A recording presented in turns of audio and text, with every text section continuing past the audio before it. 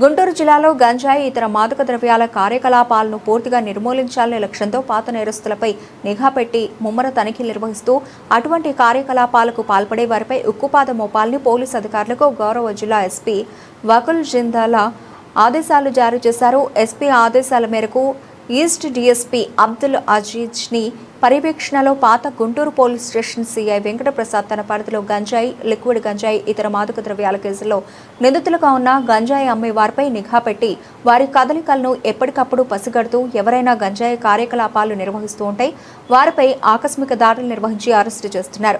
పాత Guntur police station పరిధిలోని వస్త్రానగర్లోని ఖాళీ స్థలంలో లిక్విడ్ గంజాయి కార్యకలాపాలు నిర్వహిస్తున్నారని రాబడిన సమాచారం మేరకు ఆకస్మిక దాడులు నిర్వహించి 3 యువకులను అదుపులోకి తీసుకుని వారి వద్ద నుండి 1 కిలో లిక్విడ్ గంజాయిని స్వాధీనం చేసుకున్నారు.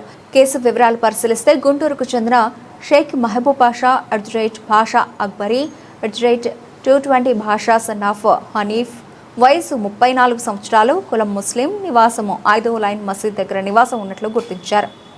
గుంటూరు చెందిన షేక్ మహబూబ్ బాషా అనే వ్యక్తి గంజాయికి బానిసై అప్పుడప్పుడు గంజాయి తెచ్చుకోవడం, తాగడం, కొంత లిక్విడ్ గంజాయి కొంతమందికి అమ్మడం పిల్లలకి చేయడం జరుగుతుంది. దీని మీద నిఘా చేసి ఈరోజు ఓల్డ్ గుంటూరు సిఐ గారు అతన్ని పట్టుకున్నారు.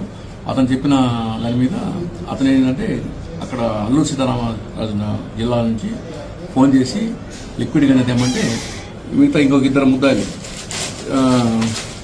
రామిడి కొండల్లో ఇంకో అతను జూనియర్ బాల నేరస్తులు వీళ్ళందరూ కలిసి ఇతనికి అమ్మడానికి వస్తారు, గుంటూరుకు వస్తారు తీసుకొని. ఆ క్రమంలో ఈడు మహబూబ్ బాషా చెప్పిన కన్ఫెషన్ మీద వాళ్ళిద్దరిని పట్టుకొని అరెస్ట్ చేయడం జరిగింది. వాళ్ళ దగ్గర 1 కేజీ ఈ లిక్విడ్ గంజాయి తయారు చేసింది వాళ్ళు సీజ్ చేయడం జరిగింది.